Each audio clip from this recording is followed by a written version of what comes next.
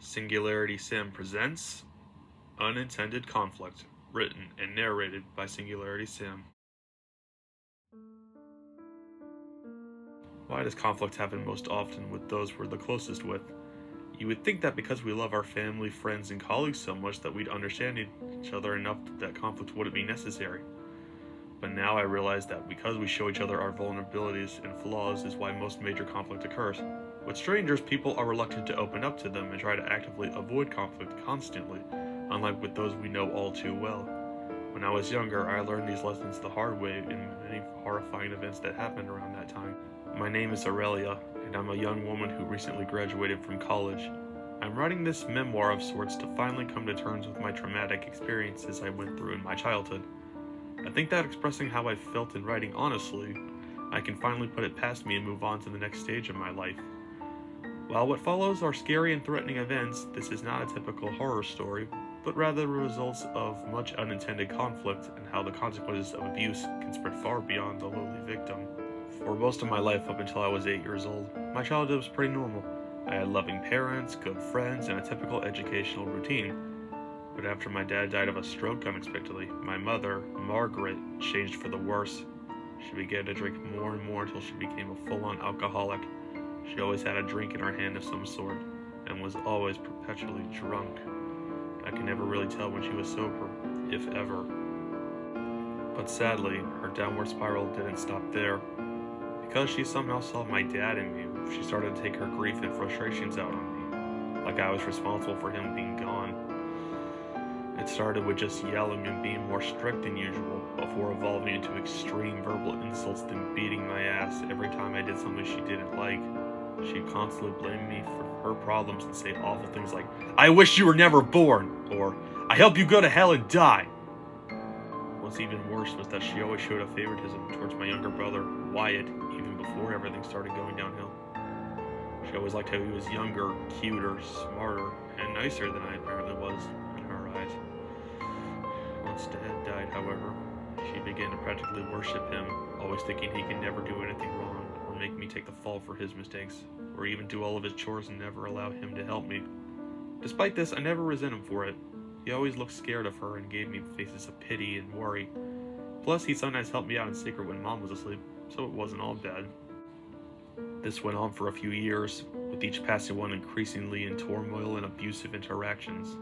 While it was very difficult for me, since I was young and trying to figure out my identity at the time, I managed to break through it the best I could. I didn't want Wyatt to worry about me too much, as I was afraid Mom would shift her behavior onto him if he acted out too much. And with everything changing and little consistency in our lives, I tried to do my best, even at the cost of my happiness. However, there was one thing in that period of my life that stayed the same. Ever since I was 5, on every first day of winter break once school finished the current semester, we would all go as a family to stay at this obscure private campsite in the middle of vast woodlands that was a couple of hours from where we lived. It was called Lake Foliage Resort, terrible name I know, and we'd rent a cabin there for a week. It was a nice place, to be honest, with a relaxing nature vibe and plenty of outdoorsy activities to do. I always liked cabins and forests over beaches, so I kind of missed going there. Now, onto the main part of the story where everything got much worse. The last time we ever went there was when I was only 11 years old, and Wyatt was 8 at the time. I remember this was in late 2013. It had been a particularly bad few months beforehand for me, so I was glad I could go to Lake Foliage Resort once again as the only thing I could use as a way to get away from Mom other than school.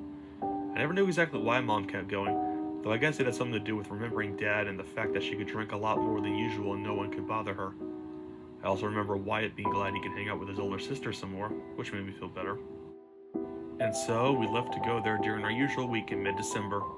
We got in her mom's car and she drove us there like always. The drive there was almost completely a couple of hours across country highways through vast forests and sloped hills. Since we left in the mid-afternoon, there weren't many cars out on the road with us, which this was a good thing, since we already live out in the middle of nowhere, so not many had to deal with my mother's insane driving.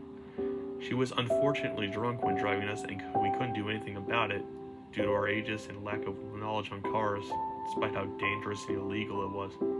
She passed cars when she wasn't supposed to, swerved multiple times, went 20 over the speed limit regularly, and worst of all, she would scream various insults at the people who inconvenienced her even slightly, as if they could actually hear her.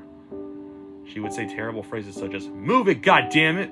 "Fuck you, asshole! The light's green! Go!" and the word idiot about 100 times.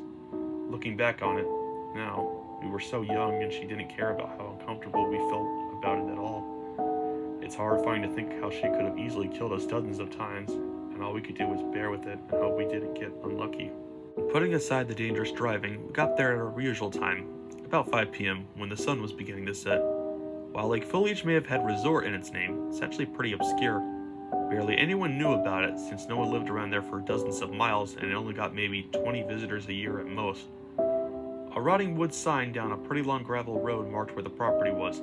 Turning onto it led to a bumpy path that took about 10 minutes of slow driving across before you finally reached a large clearing in the trees where the campsite was. Much like the environment, there's not a lot on the place itself. The biggest attraction is the titular Lake Foliage, a small lake of brown water that's in the dead center of the property, with the rest of the clearing surrounding it. The lake thins into a creek that runs into the woods behind the cabin we stayed at. There were only 2 cabins, each having their own nickname. The lake cabin, which we always stayed at because it had the best view, sat on the north shore of the lake, and its porch extended down to a pier where you could fish from, offering a nice view of the entire resort. The forest cabin was the other one, its name coming from the fact that it's nestled in the forest a few hundred feet away from the rest of the site, behind the other cabin. We never chose to stay in that one because being isolated and surrounded by the woods felt a little too creepy. If I had to guess why it was like that, it was probably for anxious people that didn't like to be seen, which I understand. The only other locations were horse stables in the center next to the lake where you could ride horses, though the crappy website the place had said them and the forest cabin were closed due to repairs and budget cuts for some unknown reason. A hiking trail in the back that looped around the large forest, and the property owner's house near the entrance which also had a shed for maintenance supplies. Like I said, there wasn't much at all.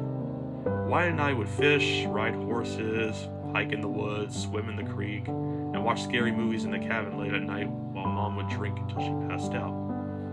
And we'd leave and do it all again the next year. Dad used to come and do some of that stuff with us, and I missed it. With no horses to ride, we both had to make the most of our time there. What was most interesting about Lake Foliage Resort, however, was that we were friends with and close with the property owner, a middle-aged farmer named Janice. She was very nice to us. She would help us with the horses personally, fish with us, and even chat with our parents at night in the cabin. She took pity on us, and me especially, after she noticed how Mom's personality changed. She would often have a smile on her face, and be very optimistic for her age.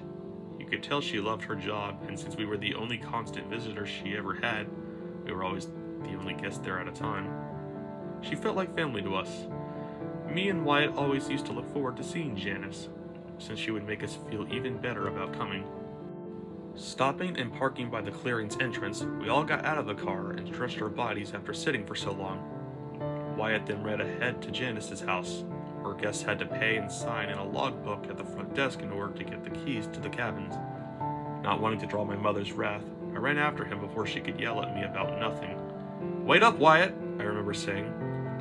The house was nothing special, just a standard one-story suburban home, no standout features. Still, I was anticipating seeing Janice's nice personality again. Me and my younger brother burst the door open in excitement.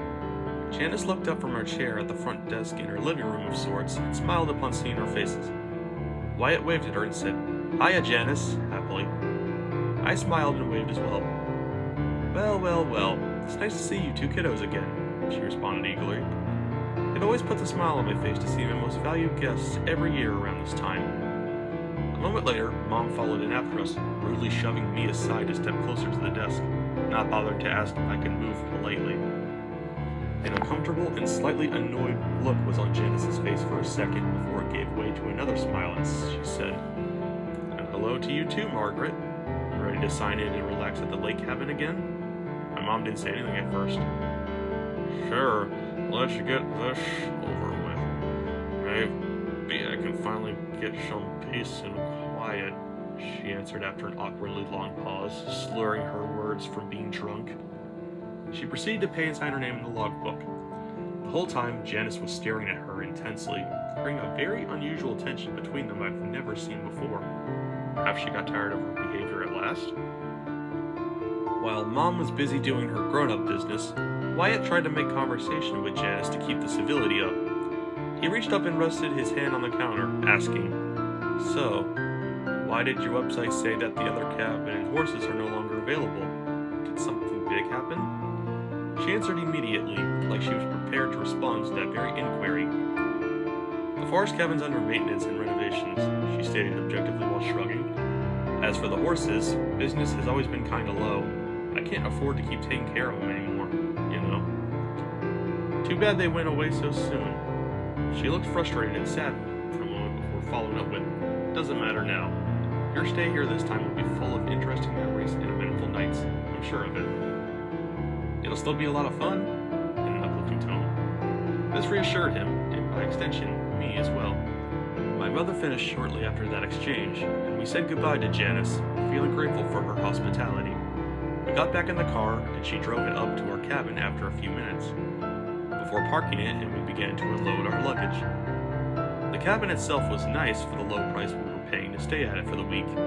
It had 2 stories, a log-looking exterior, a pointed sloped roof, a large porch with a pair of wooden rocking chairs, a back door that led out into the woods, a pier that extended into the lake for fishing, a lot of windows that offered pleasant views, and a cute stone pathway that led up to the front door. It was a cozy little place that I still feel nostalgic for, honestly. We spent the next half hour moving our stuff, mostly snacks and camping/fishing gear, inside. The interior was just as nice as the outside of the cabin. A living room with a leather sofa and an old CRT TV with the DVD player was there, along with the back door and bathroom being there down a small hallway tucked away in a dark corner. The other side led to the kitchen area that had basic appliances like an oven, a microwave, and a toaster in there, as well as many cabinets.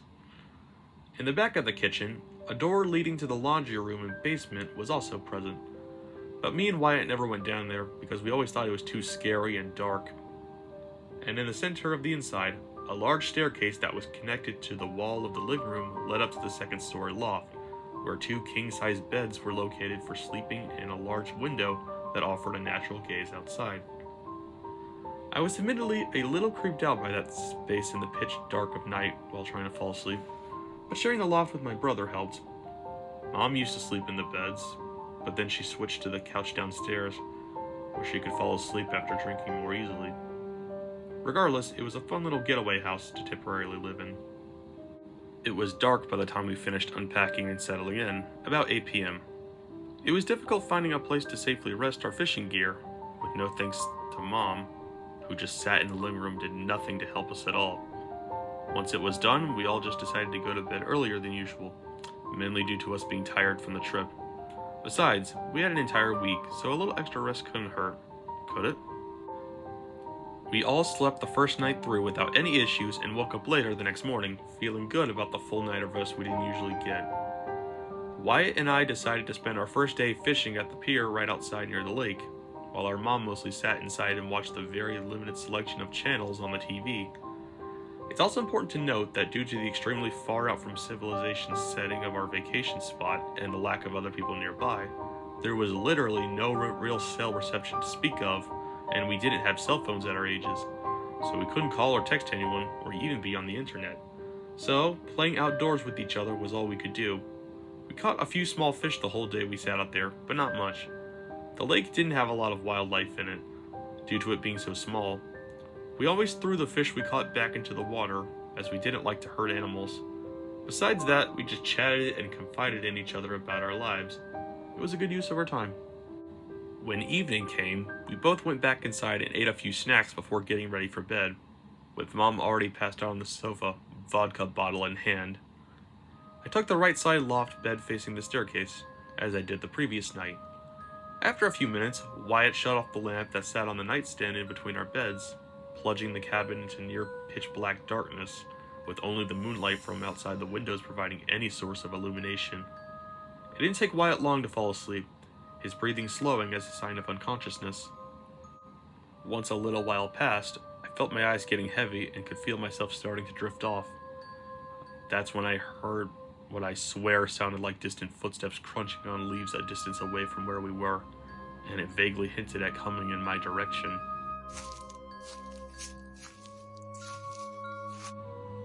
My eyes flew open upon noticing it, and I listened intently, making sure I wasn't imagining it. The sound continued on for what felt like a minute, getting ever so closer to the perimeter of the cabin's walls. I wasn't sure if they were a wild animal's footsteps or not, as they were very quiet yet loud enough to be discerned by an active listener, like they were confused and cautious at the same time. I didn't know how to describe it exactly. The eerie sound got closer and closer until it reached the outer walls down below and stopped suddenly. I waited for them to move away and lose interest, but the deafening silence persisted for an agonizing long moment. Just when I started to doubt my senses, what sounded like a knock or a tap on the wall outside the first floor's kitchen exterior rang out. My heart rate started to go up and my body tensed in anxiety. But before I could start to worry too much, my mind tried to rationalize it. I thought that maybe it was just house noises, since our normal home made similar noises from time to time. When I didn't hear it again after a few minutes, I began to relax and curse myself for letting my sleepy state get the better of me. All was well, until I heard a light tapping on the front window downstairs. I really started to feel scared after hearing that, and I knew that whoever was out there, it was human. These deliberate sounds are not something a wild animal would make, and this person wanted their presence to be known, like they were toying with me. As the reality of the sound started to take over my frantic mind, I could faintly hear the footsteps again. This time, they sounded like they were walking away from here, growing quieter and quieter until they vanished completely. While hearing them leave me alone made me feel a tiny bit of relief, it still didn't put the scary idea of a stranger outside messing with us for no apparent reason to rest. I was always afraid of strangers stalking and hurting people. Things like serial killers and squatters scare me more than anything supernatural, as they are very real things that actually happen to people. And this whole horror movie / creepypasta thing that just occurred was really strange, which made me start to disbelieve it altogether. I thought that perhaps it was just a vivid nightmare that happened on the edge of sleep. No one else seemed to have heard it, and this was too random to be true, right? I wrote it off as paranoia, which is why I didn't tell anyone about it. It worked, as I was able to fall asleep a little while later. However, looking back, I now realize that denial is an easy way to escape from hardships. The next day, I tried to put the previous night's creepy events out of my mind and enjoy myself on this trip. For our second day, Wyatt and I decided to go play in the creek a little ways behind the cabin, only about 150 feet or so. The creek itself was freshwater and came from the thinning lake stream. It was located in a crevice of sorts, with numerous rocks surrounding the shores and in the water itself. And it was in a sunken elevation that had the tree lines and ground level being up some short but steep slopes. Maybe it was once a large river, who knows? Nonetheless, it made for a decent swimming spot, and skipping the pebbles was always fun. Wanting to get out of the cabin before Mom woke up, we put on our swimsuits and quietly tiptoed out the back door and shut it slowly in the process. I was careful to not let Mom wake up and see my two-piece feminine swimwear, as she would have a fit over it. Still, I liked the way it looked and wanted to be true to myself. The creek awaited us, and I wanted to have some good memories there for once. We both loved going there. It was our favorite activity to relax on this annual vacation. We arrived at the stream after a couple minutes of excited walking, eager to feel the cold water that would certainly refresh us. It didn't disappoint, as the temperature wasn't too cold, but still let our overheated bodies cool down. We both spent a little while dipping ourselves in the slow-moving current before then switching to light conversations about what activities we would do in the coming days. "Your swimsuit is pretty, Aurelia. It looks nice on you," Wyatt said. I felt a small warmth and smiled before responding with, "Thanks. I'm glad you see me for who I truly am." It made me happy I could be open with him and he could respect me. Wyatt was pretty mature for his age, even though I was the older one. We spent a few more minutes talking before we did some swimming exercises, Wyatt beating me like always. We also skipped stones, something I was better at, crafted makeshift little model boats out of twigs, and gazed at clouds while looking for images in them. It was what we always did, but that familiarity and good time spent was comforting in its own way. We headed back to the cabin when the sun was beginning to set. Wyatt went through the front door and distracted her half-dazed mother, while I swiftly went through the back door and ran to the bathroom to get changed back into my typical casual wear. I didn't feel like dealing with my mom's judgmental insults, so I'm still so grateful my little brother was willing to help me in subtle ways like that. The rest of the afternoon and evening was spent eating snacks and watching TV, which then led to an early sleep once more. On a long vacation like this, sleeping early is easier and more encouraged to do, since there's not a whole lot to do at night. Wyatt said goodnight to me before turning off the lamp and falling asleep, with me attempting to do the same. I had forgotten about the previous night's incidents until I heard the same footsteps again. My heart got filled with dread, remembering it all again and realizing that it's not in my head if I heard it then. Just like before, the crunching got closer to the cabin before it stopped. I was anticipating the knocking, which did indeed come from the same window at the front porch. This answered a suspicion I had in the back of my mind, that the person out there watched the cabin for a while beforehand and waited until we turned the lights out to mess with us, knowing we'd still be awake enough to hear them. I decided then that I had enough of whatever it was and wanted to see if it really was real, and if so, who was harassing us. My rationale that I had 2 other people with me made me feel more courageous and less afraid than before. So, I got out of bed and silently went down the stairs, being careful not to wake anyone up. I did this just in case there was no one out there, as my mom would scream at me relentlessly if I woke her up for no good reason. Seeing the porch window in question, I crept closer to it, unsure if whoever might be there could even see inside well enough to begin with. As I took each step, I stared outside the window's view to see if I could see anyone, but it was so dark I couldn't even see where the moon was, making it nearly impossible to make out anything. When I got within just a few feet from the window, the tapping rang out again, this time louder. I knew someone was out there now, and they could possibly see me. My breathing started to get heavier, the nerves were really starting to kick in. Still, I had to see what was going on, and I didn't see any harm in trying. Taking the deepest breath I might have ever taken before, I sprinted fast to the light switch that turned on the porch lights and flicked it on. Someone was out there after all. The lights lit up the surroundings, and for just a couple of seconds, I saw a mysterious figure standing in front of the window, staring directly at me.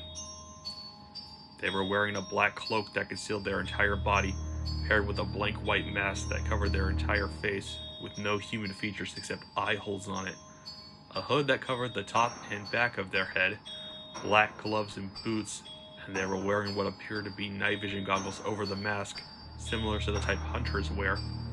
It all looked like a cheap Halloween costume. Save for the goggles, I knew those were real. How else would they seize everything so well this late at night?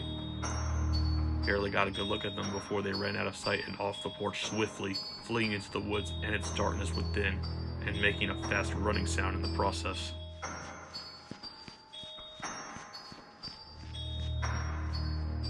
I could barely let out a scream. I was in disbelief. This felt like a trope out of those creepypasta stories I liked to read around that time.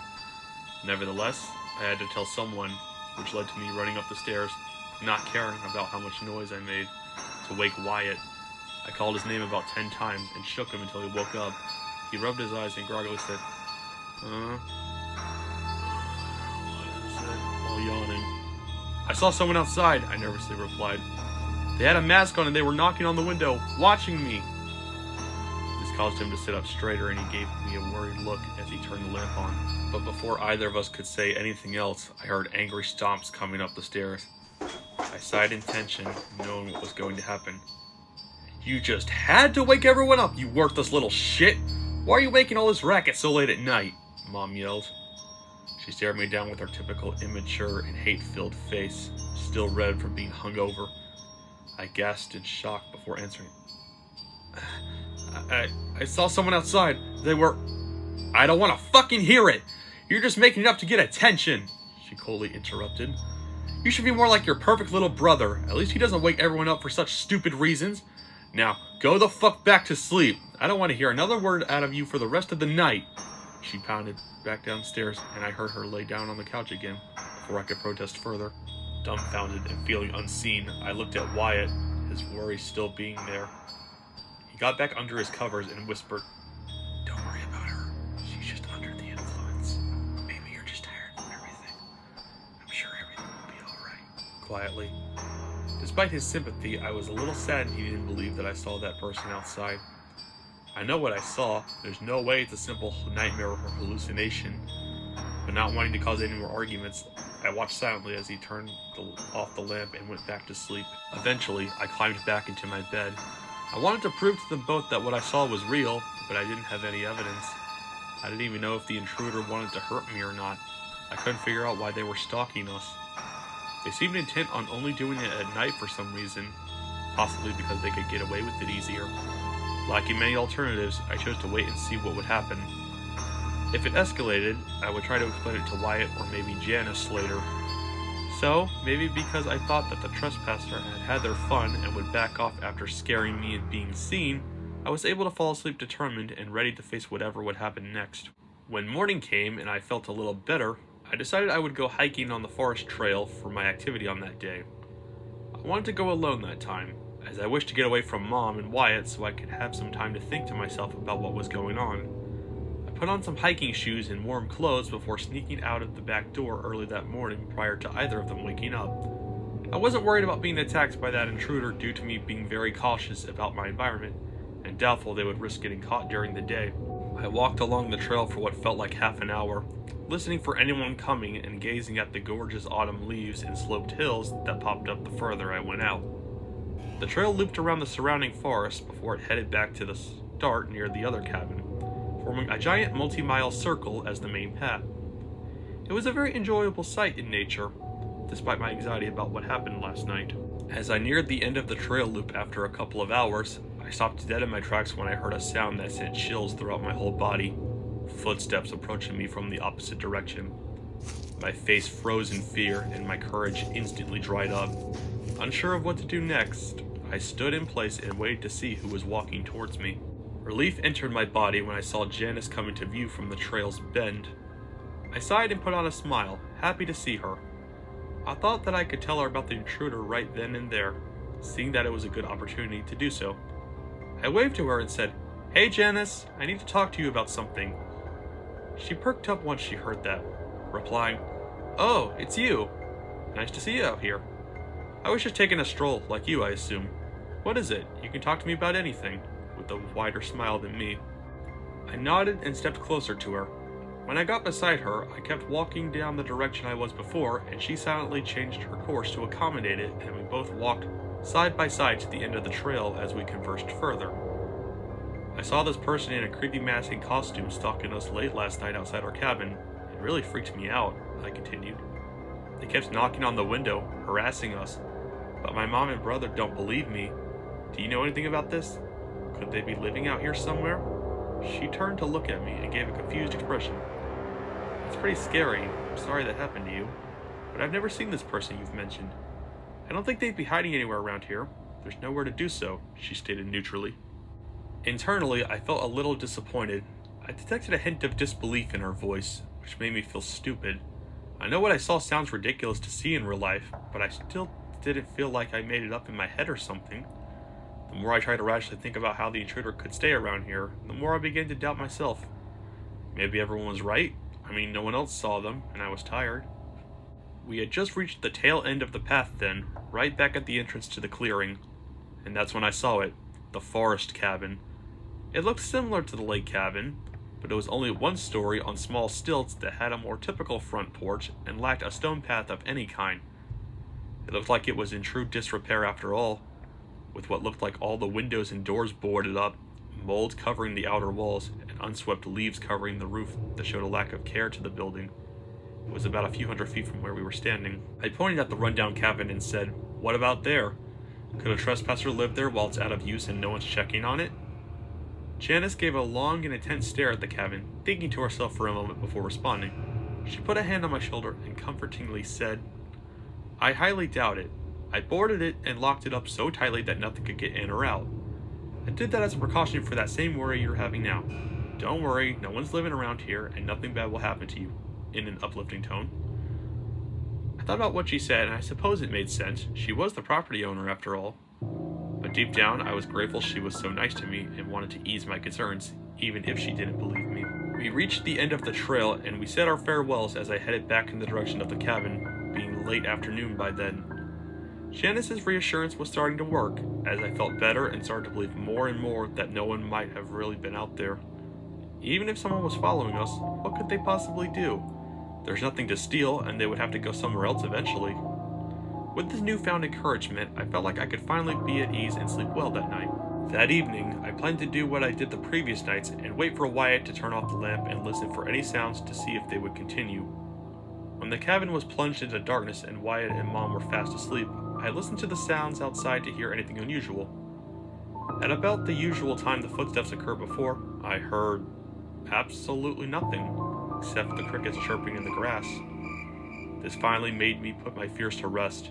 I remember feeling happy, thinking that if the person was real, they were scared off and gone for good then. I sighed in relief and fell asleep quickly, feeling good for the first time on this trip in a couple of days. I woke up in the dead of night, possibly a few hours later, completely unsure of the exact time.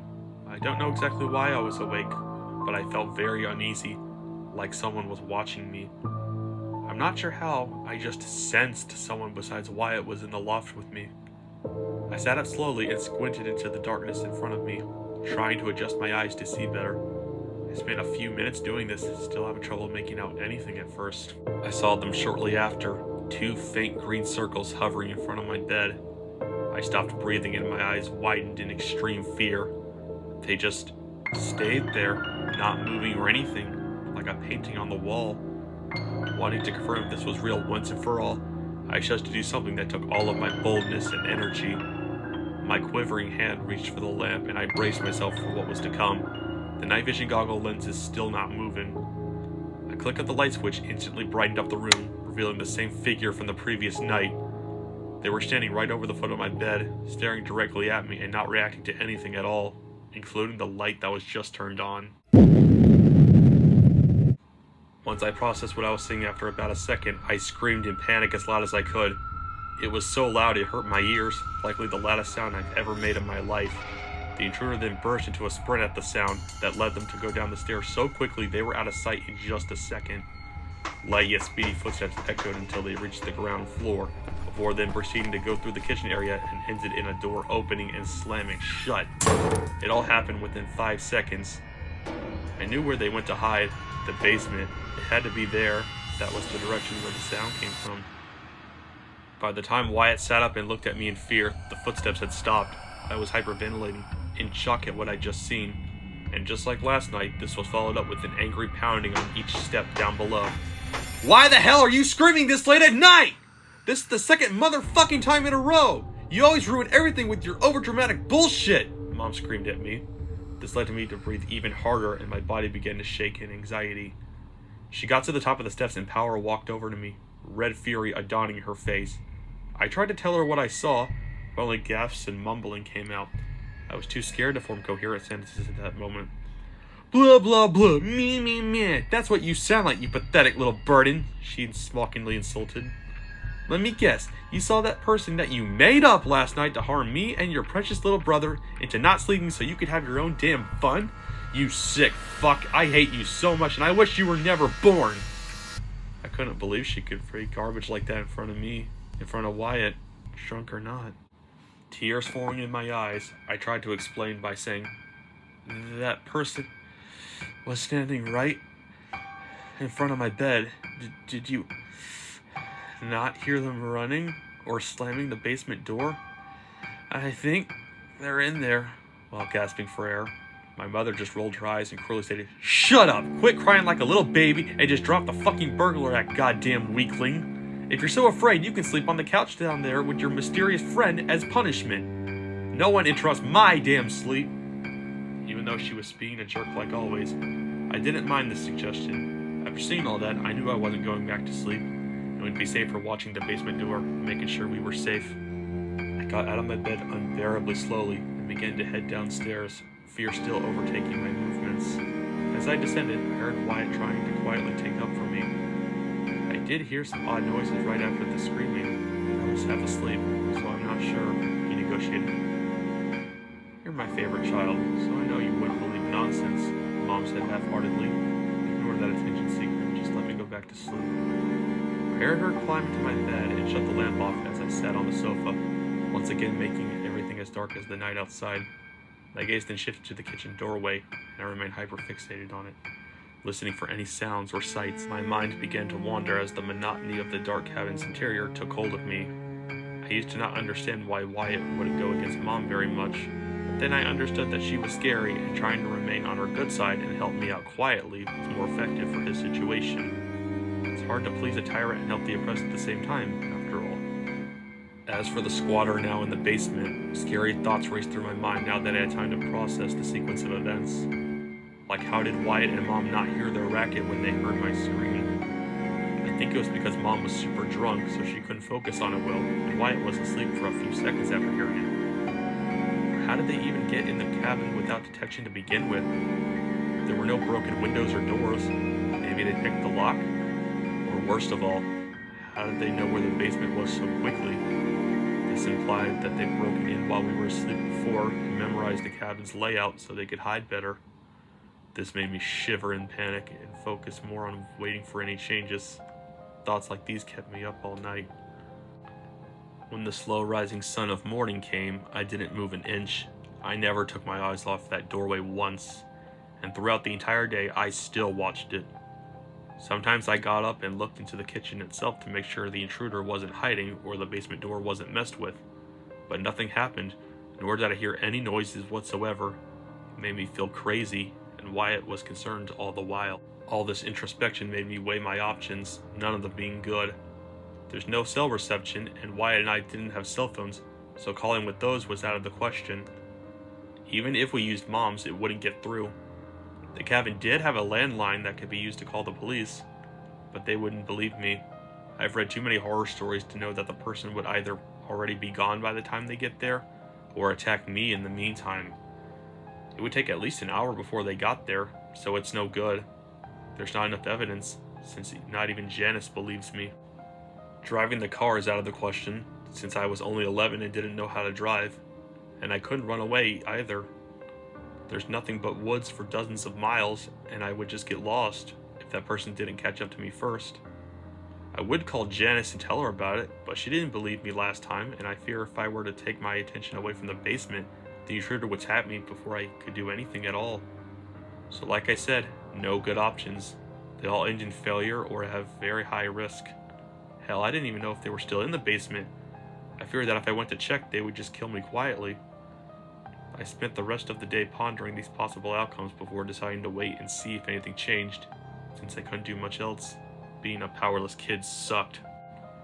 When it got dark outside, Wyatt offered to do the one activity we usually did on that trip that he hadn't done with me yet as a sign of sympathy: watch scary movies on the TV channels. I was glad he wanted to keep things safe, but I only agreed out of pity. He flipped through a TV guide and started to watch some low-budget thriller I couldn't remember the name of, but I obviously wasn't really paying attention. I had a little routine I did to make it look like I was watching while keeping guard towards the basement.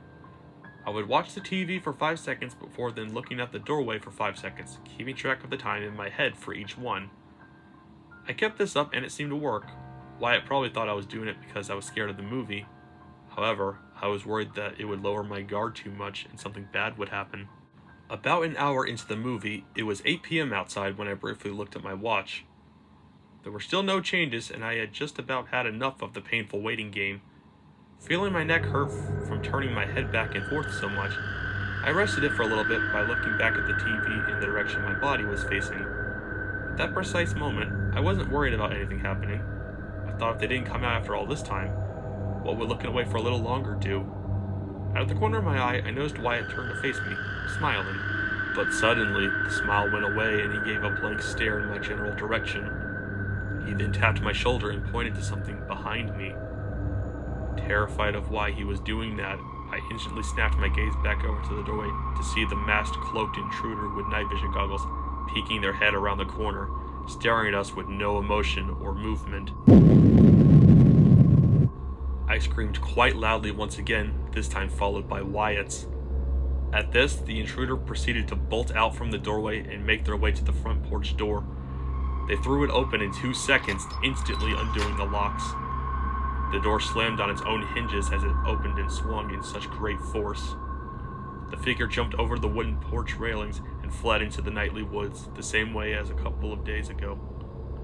It all happened so quickly that we both just sat in shock for about half a minute, unsure of how to react to such horrors. The sound of her mother waking up furiously in my bed upstairs is what jolted us out of our reverie. I stood up and watched with mixed emotions as Wyatt sprang up from the couch and ran over to the wide open door, slamming it and locking it tightly shut. I didn't understand. How did they sneak up on us like that? I didn't even hear the basement door open, and I knew they weren't in that area when I last looked. I only looked away for maybe a minute at most. I knew I shouldn't have done it. Perhaps I was too distracted after all. Thank goodness Wyatt noticed it, as I feared what would have happened if he didn't. Regardless, it was nice that he saw them too, and proved I didn't make it up in my head, looking back. Reaching the bottom of the stairs and turning on the lights, a very drunken and angry mom stared at me with contempt and malice. Then she looked briefly at Wyatt in the same way and yelled, "You're both screaming and waking everyone up now? Wyatt, you should know better than this as my favorite." I didn't want him to feel too bad, so I quickly said, "That intruder is back again. They were in the basement and they stared at us before running out of the house after we noticed them," as a bargaining statement to her. Mom just snarled in annoyance at this, clearly not taking me seriously, like she never did. Noticing this, Wyatt spoke up for me. "It's true, I saw it all. It isn't a lie," he said. She gave him a skeptical glare and he began to elaborate some more. "They had this creepy costume on and they were very fast," he said haphazardly. "It makes sense why Aurelia was so scared. Why she..." He covered his mouth with his hand out of reflex as he interrupted his own sentence. Right then, I felt my heart drop into my stomach. He accidentally outed me to our mother.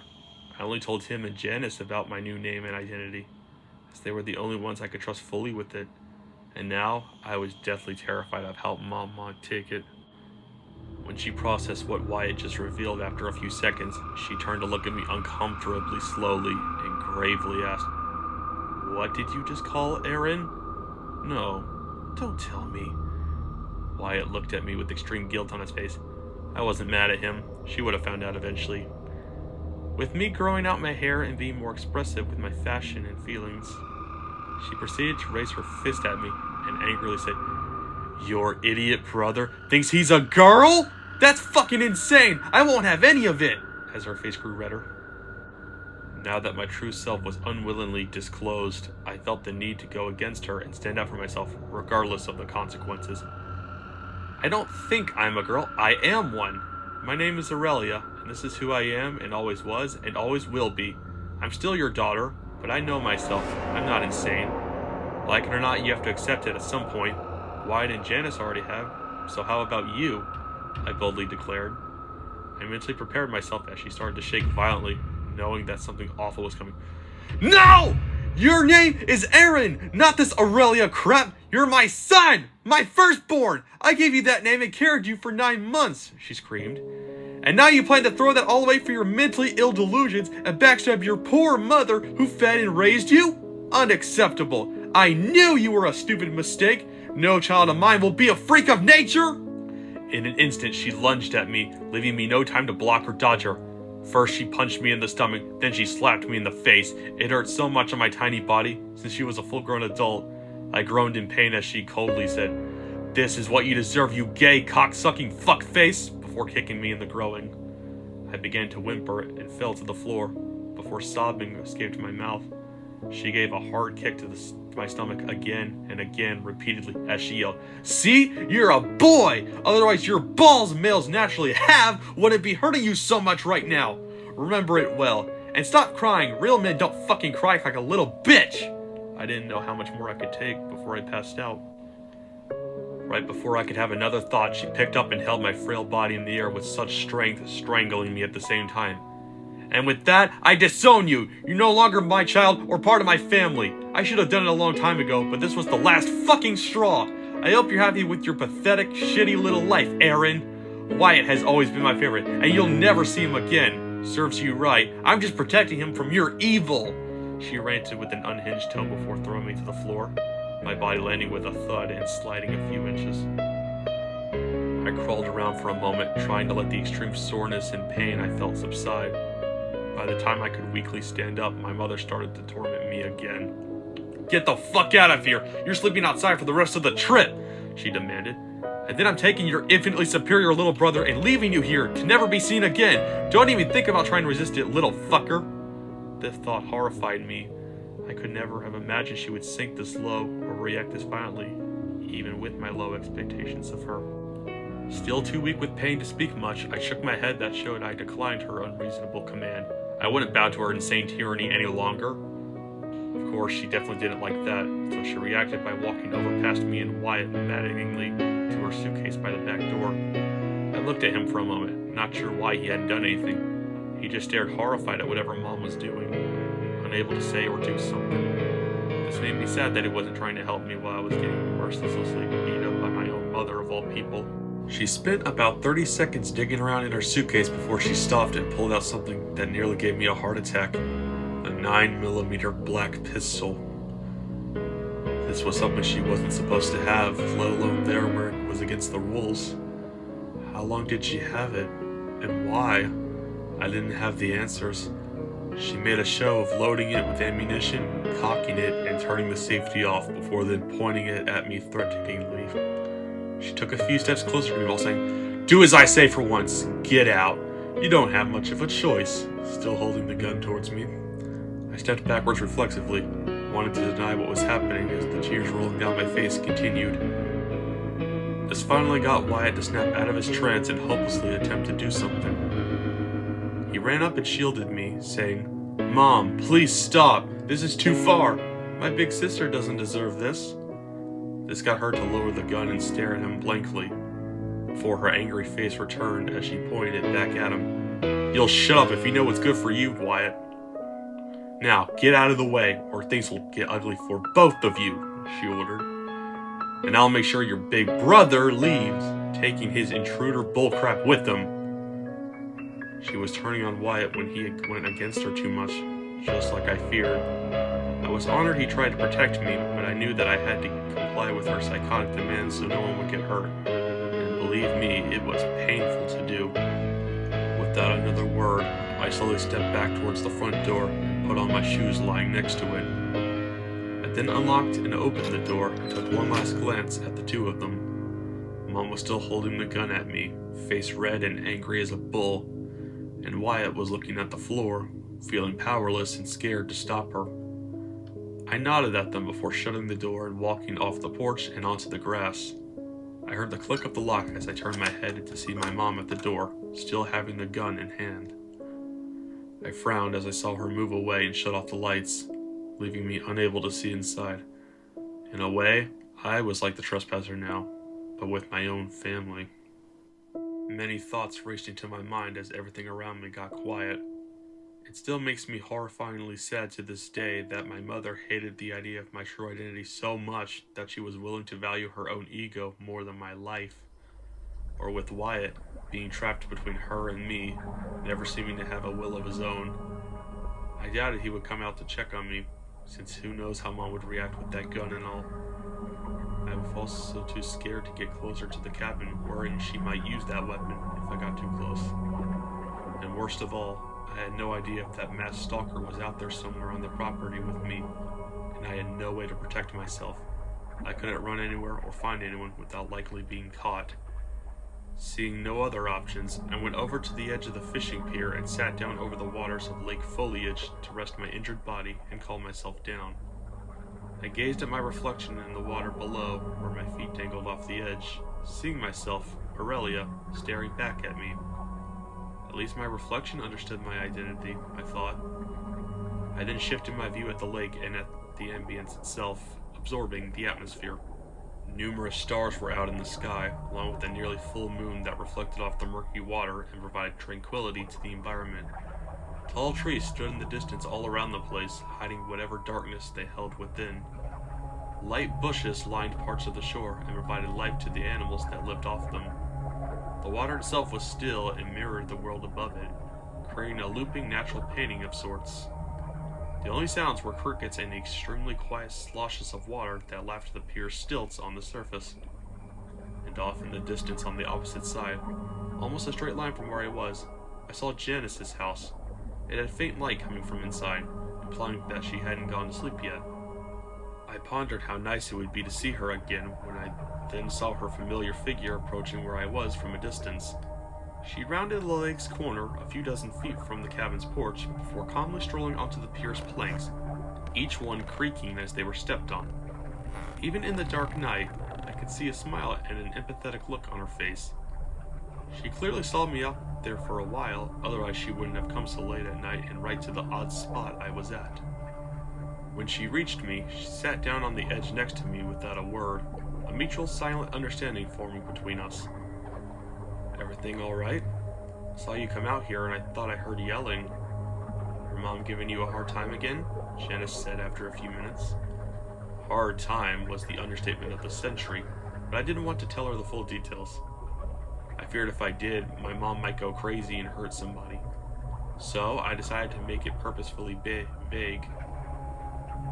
I looked at her and said, "I'm fine. She's just drunk again. When she's like that, she's hard to talk to. I came out here to get some time alone before I go to sleep," while trying to hide the sadness in my voice.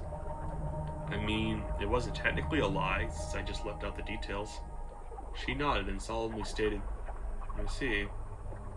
Don't worry, I'm sure it'll all be over soon. You can talk to me about anything, Aurelia." Once again, seeing her so kind and nice to a stupid kid like me made me feel much better, like I wasn't alone. I did want to mention that I saw the intruder in the cabin earlier, before I lost the chance to. I saw that trespasser last night and today. They broke in and watched me while I was sleeping, then hid in the basement and tormented me and Wyatt, I explained. Then they fled outside here and I haven't seen them since. "Do you think you could do something about it? I don't feel safe." Janice looked shocked at this information, unsure of how to respond at first. "If it's getting that bad, it must be real. I'll look into it first thing tomorrow, I promise. Make sure you stay safe and don't answer to any strangers," she reassured me. This made me feel even more relieved than before, being glad I got it out of my system. Not wanting to be a burden anymore, I stood up and thanked her before she did the same. Then she bid me a good evening and walked away in the direction of her house across the lake. I watched her vanish into the darkness and sat down again.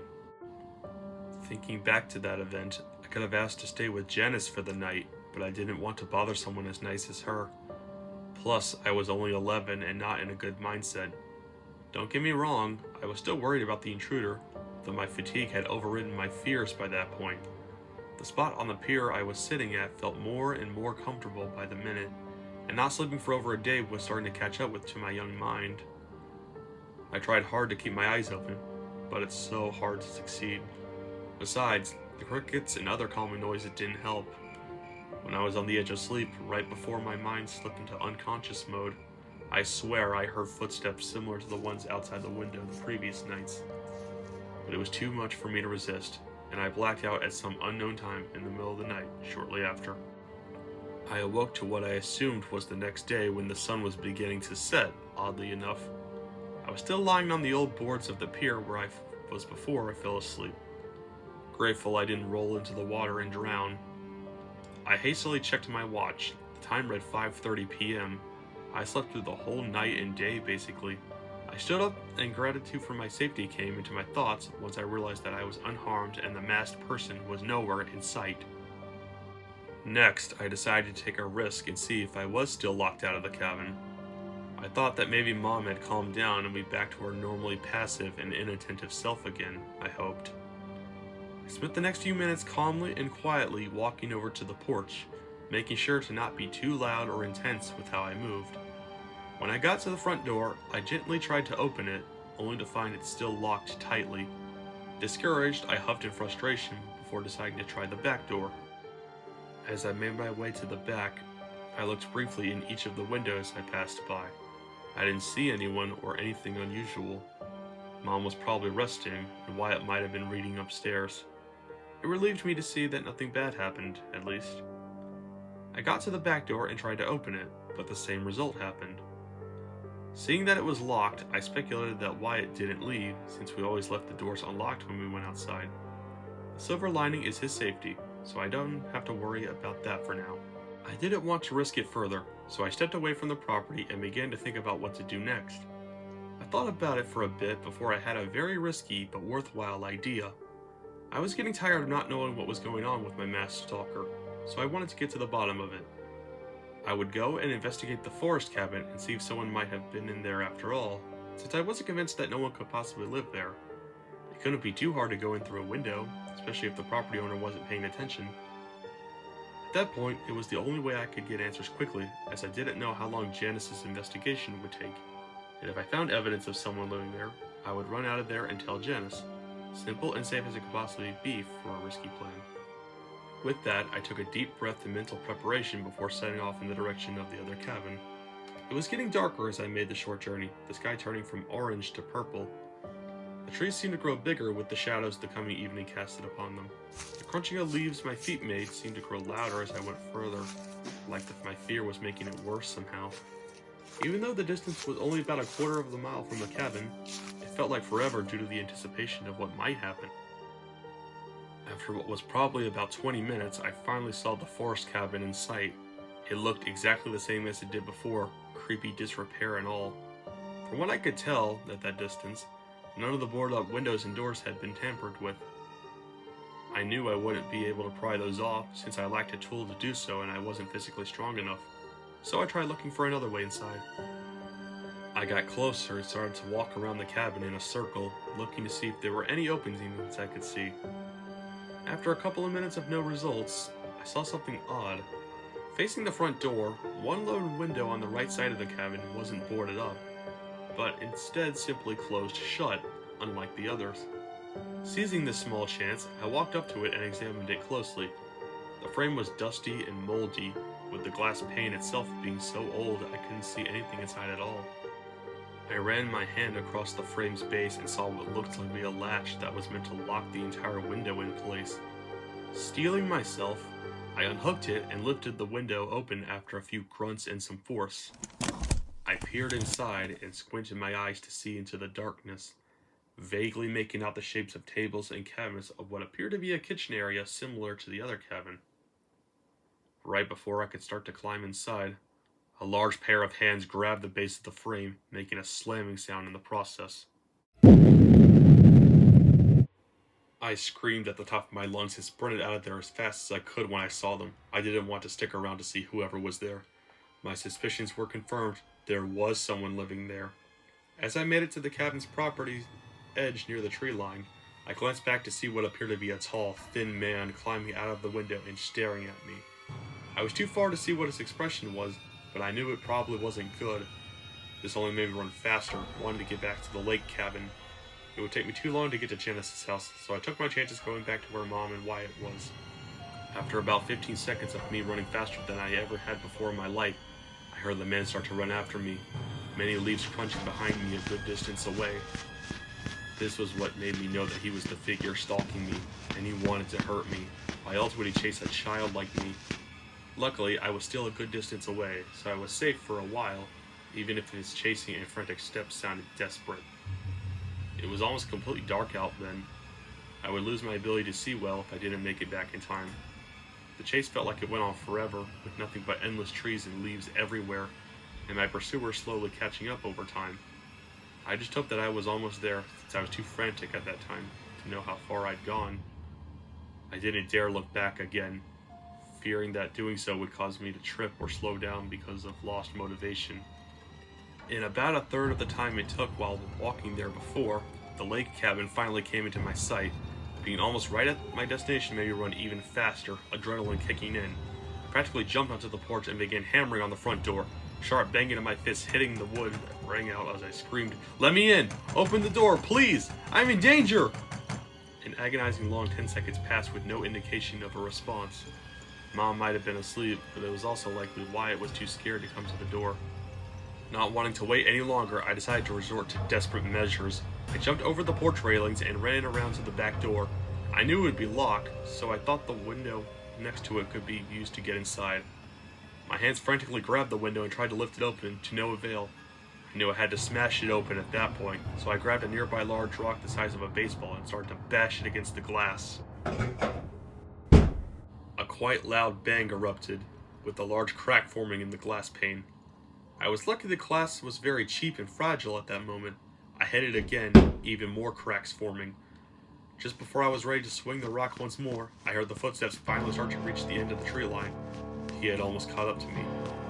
With only about 10 seconds left until he was there, I gave the window one final blow, and the entire thing smashed into little pieces that time. I then dove into the now open space and managed to squeeze my small body through without cutting myself on the broken glass shards in only a few seconds. I landed on the floor and instantly got back up. I saw Wyatt right in front of me, staring in horrifying confusion at what I just did. Without hesitation, I yelled, "Help me barricade the window! Now! I'm being chased by the intruder!" At him as I began to push the couch over to the broken window. He nodded and understood what was happening immediately. He then assisted in pulling the couch over to the window, where we proceeded to tilt it against the opening at a 45-degree angle. Its weight in that position would make it difficult to move. I also shoved the TV and chair on either side of the sofa to hold it in place. The second after Wyatt and I both propped our backs against our makeshift barricade to fortify it further, loud pounding and screaming was heard muffled from outside. Each individual blow rocked the couch slightly, but it held strong in place otherwise. "Let me in! Let me in, now!" the man yelled angrily. I began to hyperventilate when I heard that, and Wyatt shut his eyes in fear. All this commotion finally led to Mom coming down the stairs in anger once again. "What the fuck is going on here?" she yelled at us. "You goddamn kids never shut up, I swear! Do you not believe in a good night's rest?" She stopped mid-speech upon seeing our barricade and hearing the man's voice. Her mouth hung open in shock, finally believing the threat was real and we weren't lying about it. The intruder's attempts at destroying the barricade then suddenly ceased and he went quiet, giving up. I took a deep breath and tension released from my body, only to hear exactly what I was afraid was going to happen next. Running footsteps were heard going around the cabin and towards the front door. Heavy knocking and then banging resumed on the door, sounding manic and desperate. The old wooden door shook repeatedly as the man outside said, "Open up! Open the damn door! I need help! You're in danger!"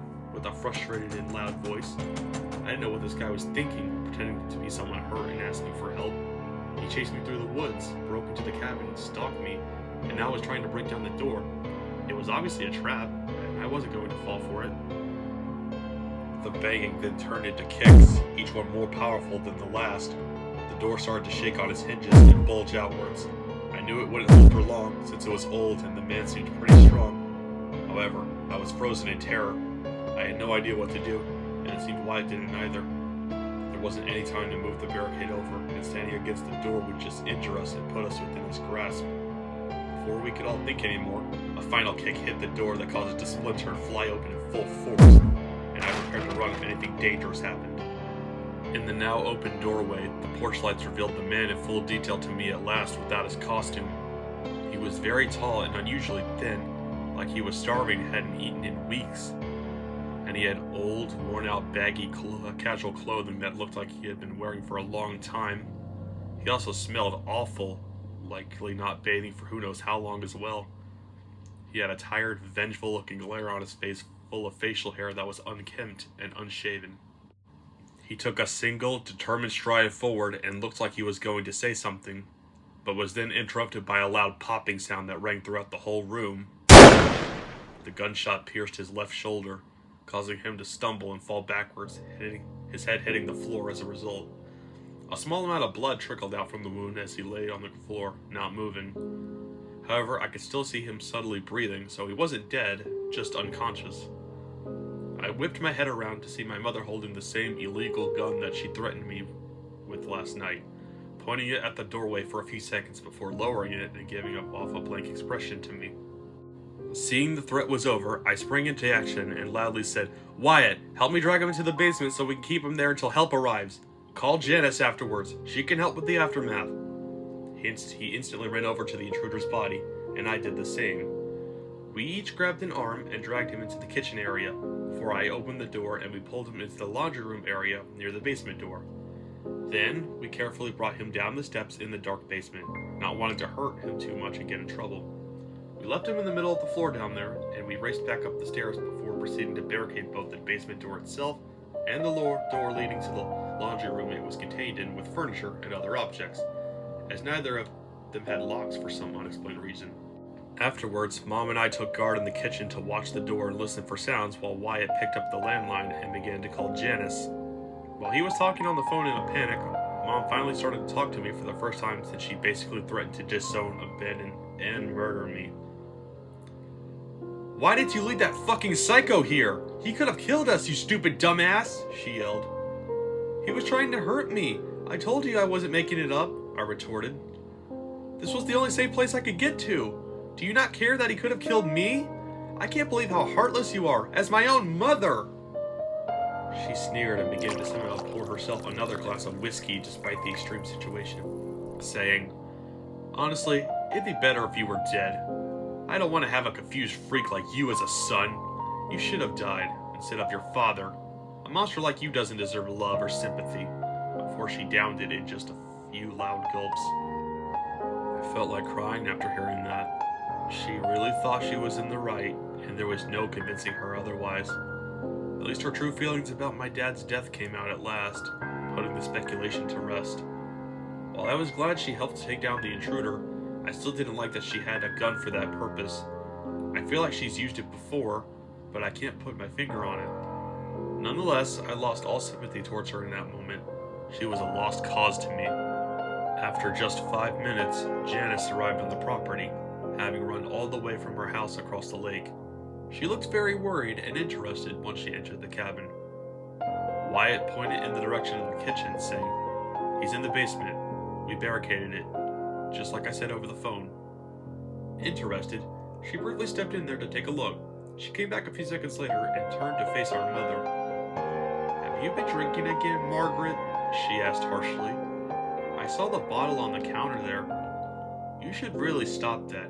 It's hurt you and others before." I then noticed her expression shift from worried and melancholic to blank and unusually calm, like she wasn't worried about the man in the basement. Mom seemed to get uncomfortable all of a sudden and went speechless, which she almost never did. It was like she remembered something important she'd forgotten involving Janice. "It's time for you to understand the weight of what you did, Margaret. This is for the horses that you murdered," she stoically said, before slicing a large pocket knife across her throat. Blood poured from the wound as she gagged and fell on the floor, gasping and wheezing for air.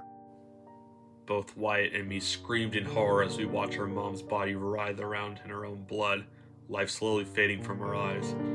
Under a minute passed before her movements began to slow and she took one final look at us. And I swear, even with her losing consciousness quickly, she stared at me with contempt and hatred still, like she blamed me for what happened to end her life. And in the next moment, she was gone. Janice stared down at her body with a small smirk of satisfaction on her face. Our stunned silence was broken by Wyatt, who asked, "Why? What did Mom do to upset you?" On the verge of crying. She smiled and nodded cruelly, like she had anticipated the question being asked.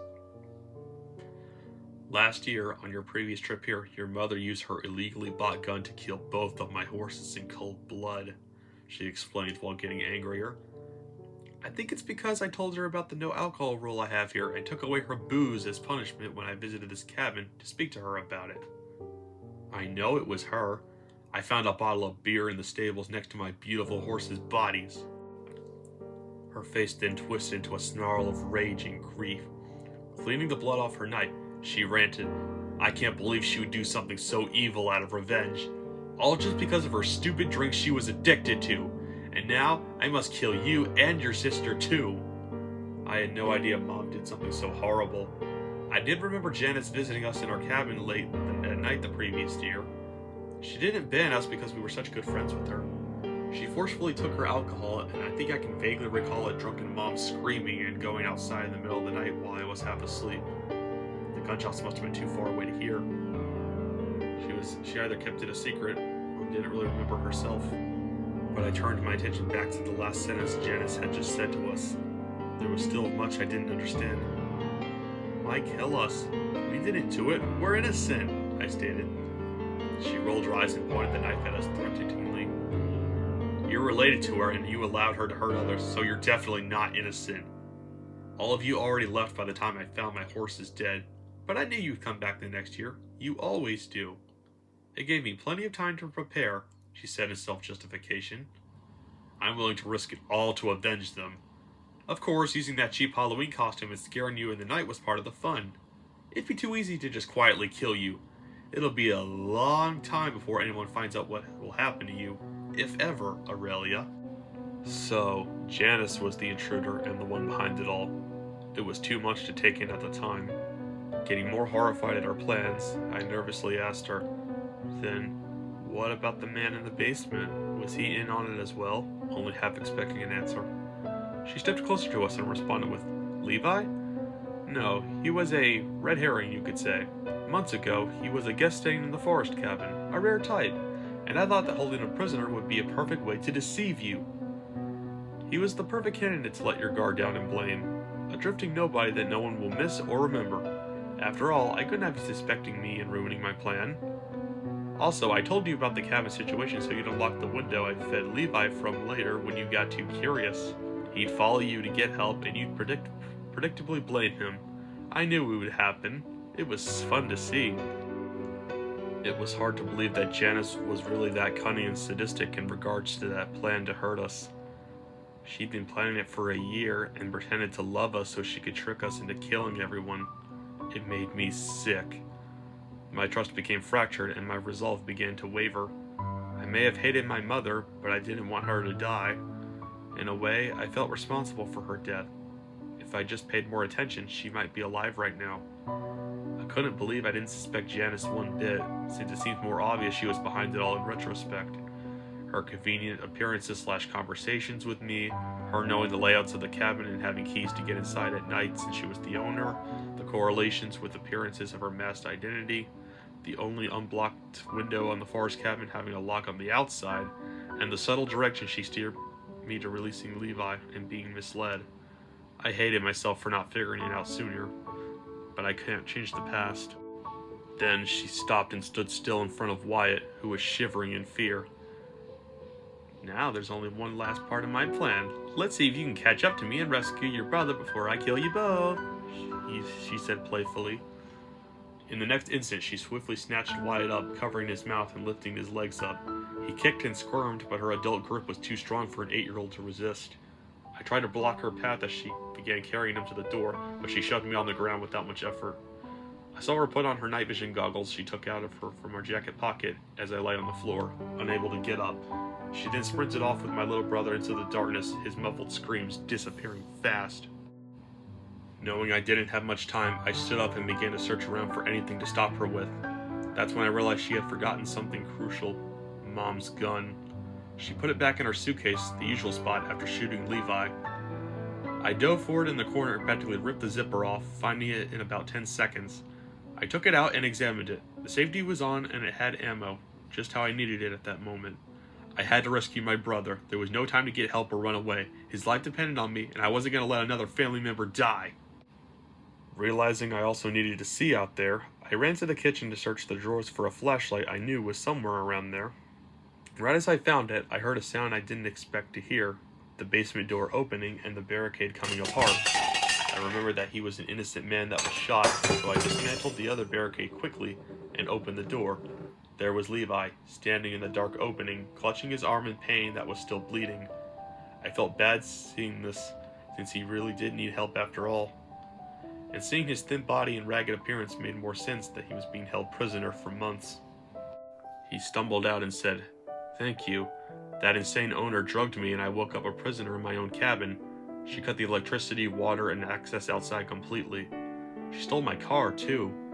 The only window unblocked was used to throw food scraps inside for a split second, and I was too weak to fight back. I couldn't escape until now, when you opened it. I'm sorry I chased after you. I couldn't risk getting caught by her, and I was desperate.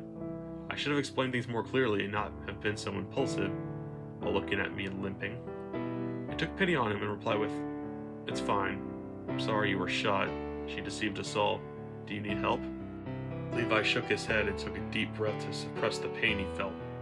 "I forgive you. I might have done the same. I heard all the arguing in there," he said encouragingly. "Go and save your brother. Don't worry about me. I'll be fine. I'm gonna call the cops on the landline and wait here for help. Please, go." I took a step back before nodding at him, quite glad he understood what was going on and was going to help. By the time I'd probably find Wyatt and Janice, the cops would nearly be there.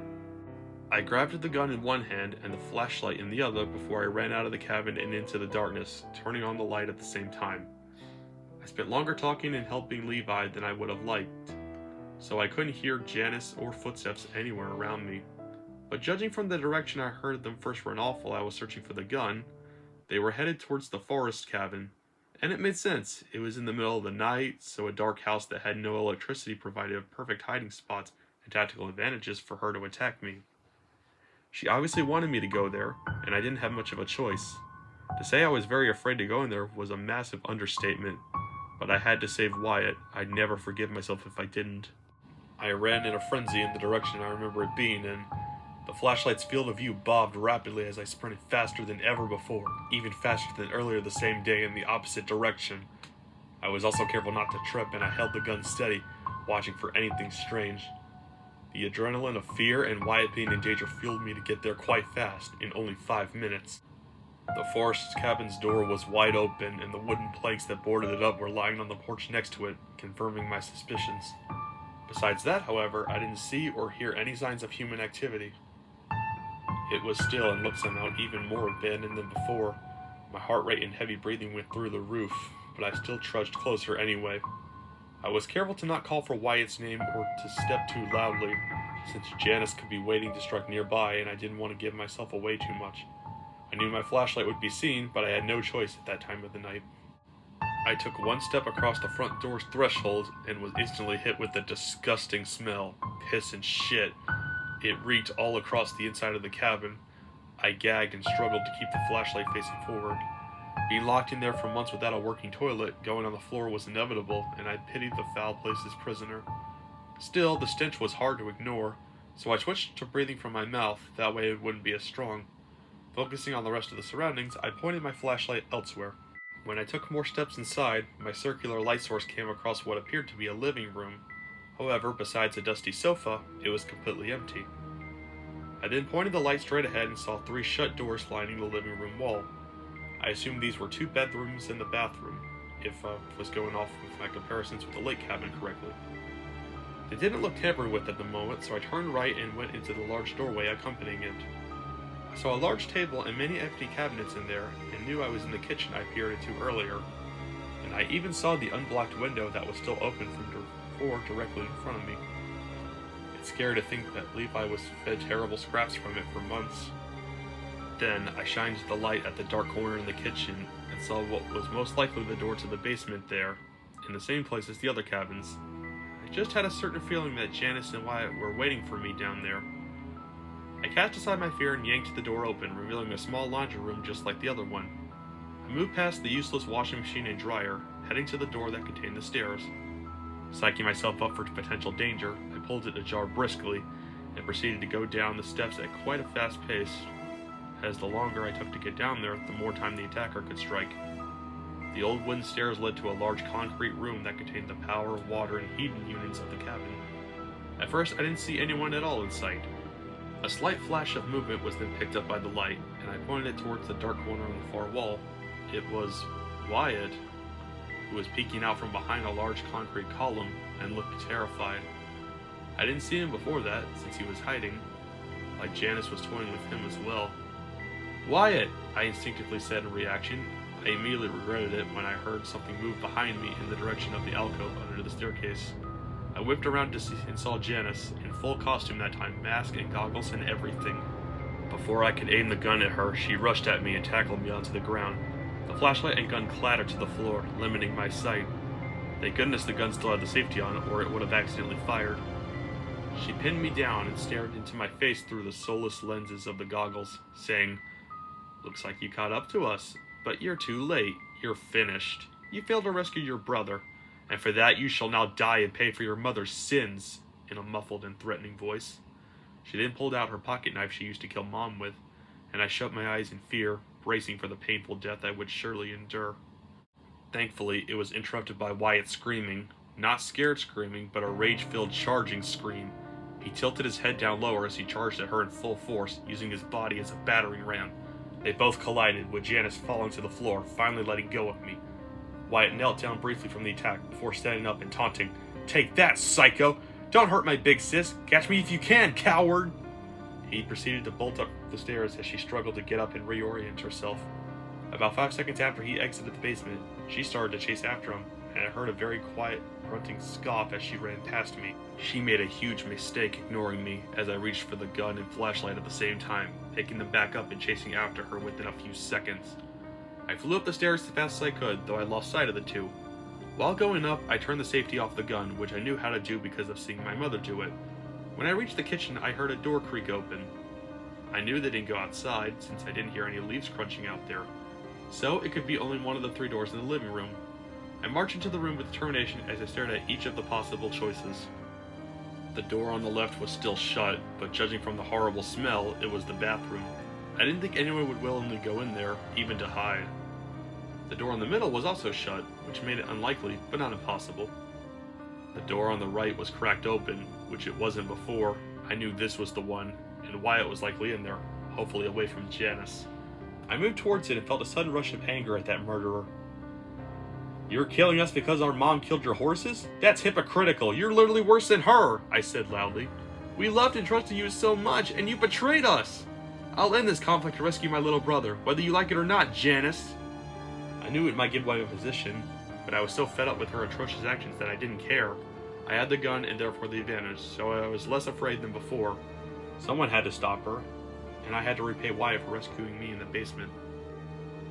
I reached the cracked open door in just a few seconds, then I carefully pushed it open, which resulted in a loud creaking sound emanating from its hinges as it swung open fully.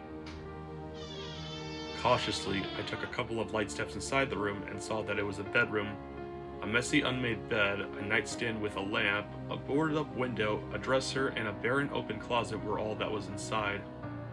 The state of the bed and stench of the body odor in the room suggested that this was the place Levi slept in, which was depressing to think about.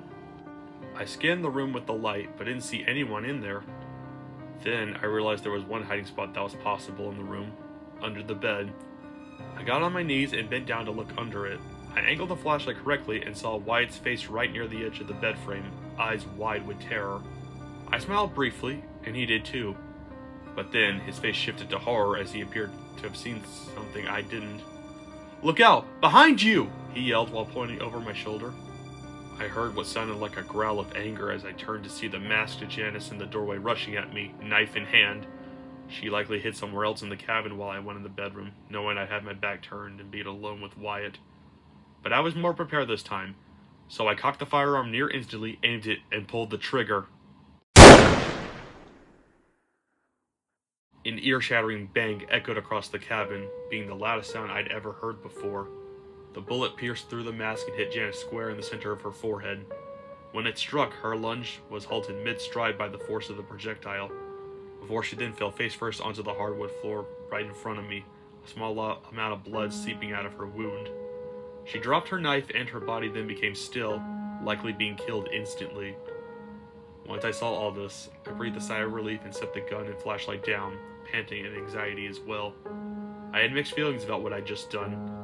While I'm glad I was able to stop her from killing us, I felt a little guilty, having never killed a person before. It's like I was just as bad as her for resorting to her methods and what my mother tried to do. Still, at least it was over. It really and truly was finally over. Wyatt then crawled out from under the bed once he saw that it was safe to do so. He proceeded to throw his arms around me and put me in a death hug, crying while doing it. I held him tightly and calmly said, "It's okay. It's all over. We're safe. And I'm so happy you're alive, more than anything else," while stroking his hair. It truly felt good to be past the threat and bond together like that. Nothing else could hurt us or tear us apart in that moment. Once he let me go after a few minutes, we heard someone walking through the forest cabin's front door. It was Levi. He came to check on us once he heard the gunshot on the way there. When he found us, he shook my hand with his injured arm that was now wrapped in bandages as a way to make peace with us. And he conclusively said, "The police are almost here. We'll be safe soon. You kids are damn brave, I'll tell you that. Great job on stopping her. Now she can't hurt anyone ever again. I had enough of this place. I'm never coming back here." Wyatt and I couldn't agree more, that was certain. The police arrived about 20 minutes later.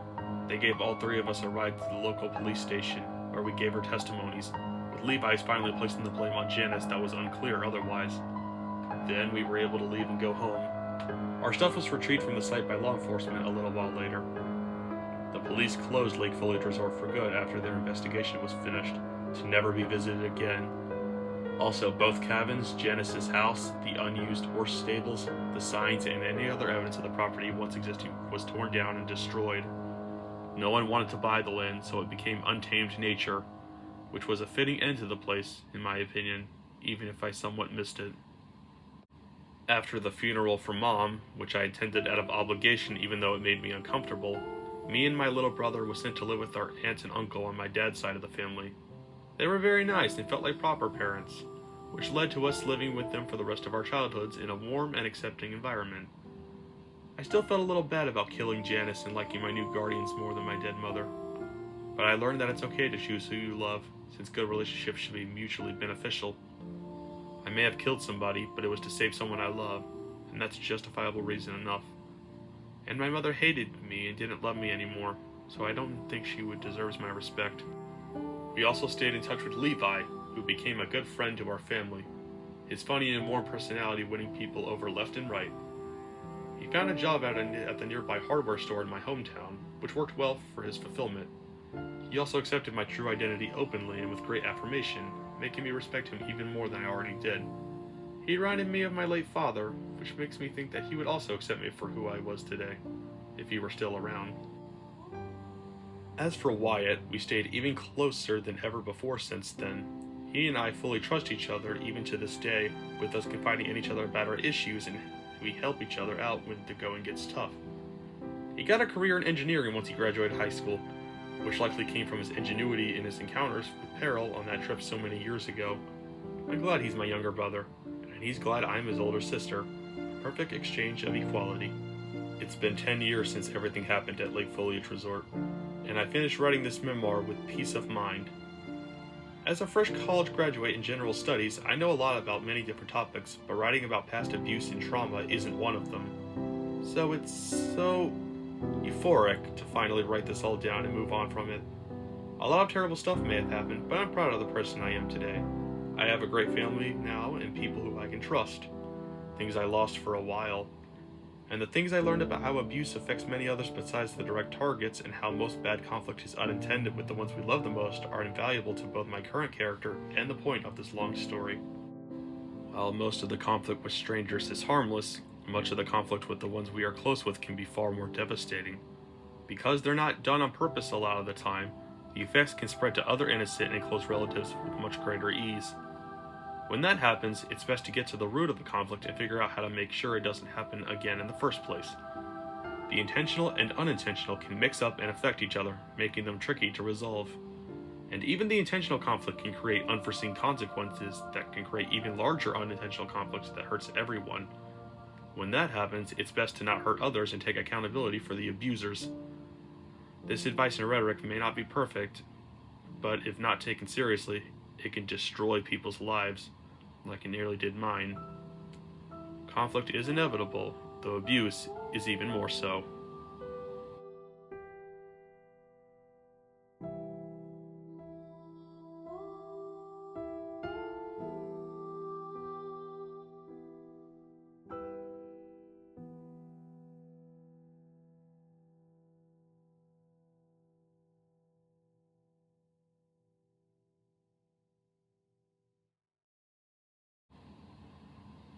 For my dad. This story is owned and copyrighted by Singularity Sam, all rights reserved.